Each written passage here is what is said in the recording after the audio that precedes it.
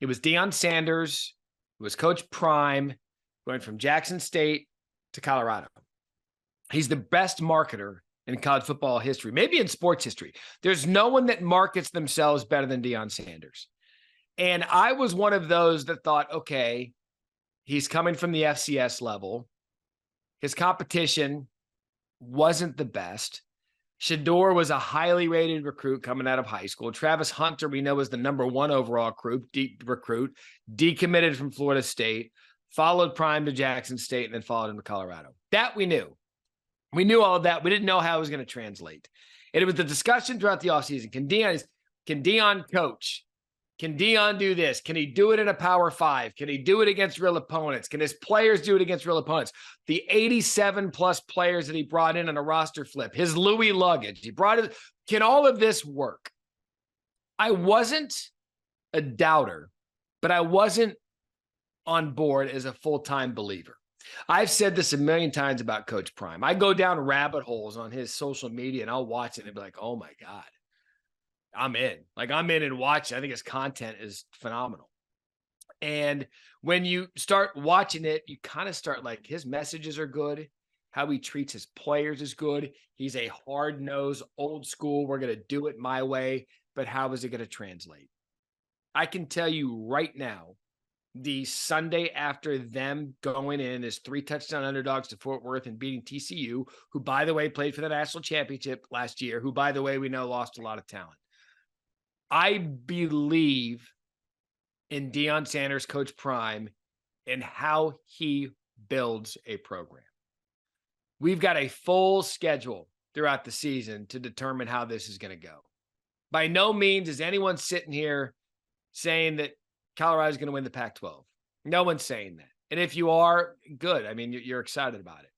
I am merely making the point that after one offseason and one game, first of all, if anyone had any doubt about the bona fides of Shedeur and Travis Hunter, this Dylan Edwards, true freshman kid, get those out of there. Those guys, you're going to hear from them all season long.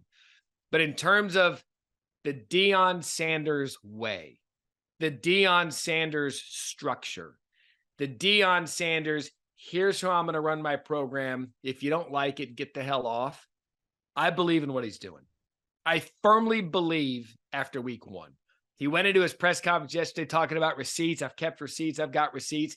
He doesn't need to check a receipt with me because I was never out there saying this isn't going to work. I thought it would take time. But I will tell you, after what I saw on Saturday against TCU, the way that he's doing it, completely different than anything we've ever seen in college football history.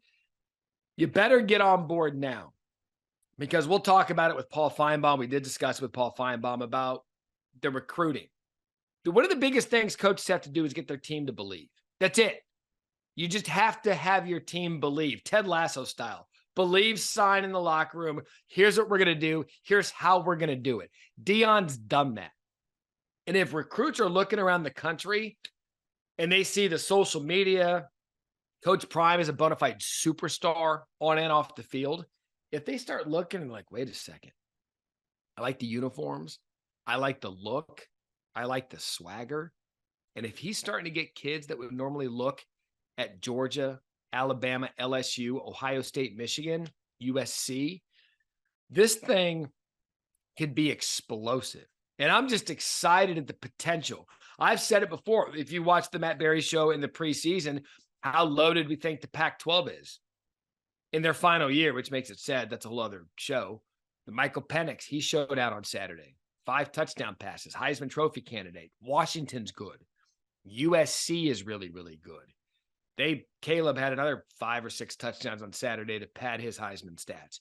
Utah is really, really damn good. They took care of Florida on Thursday night. These are the teams that we know. Oregon State, no one wants to mess with Oregon State. Trust me on this one. UCLA, although close, they got to win top to bottom. This conference is really good. If you throw Colorado into that mix with the national attention, sit back and watch the Pac-12, because to me, outside of the SEC, top to bottom now, it's the best conference in the league. And so to have them doing what they did yesterday on a national stage, I am a full believer in the Deion Sanders blueprint of how it's not for everybody, but for how he decided he wanted to build that Colorado program, and he did so with the win yesterday. Thanks for watching ESPN on YouTube. For live streaming sports and premium content, subscribe to ESPN+.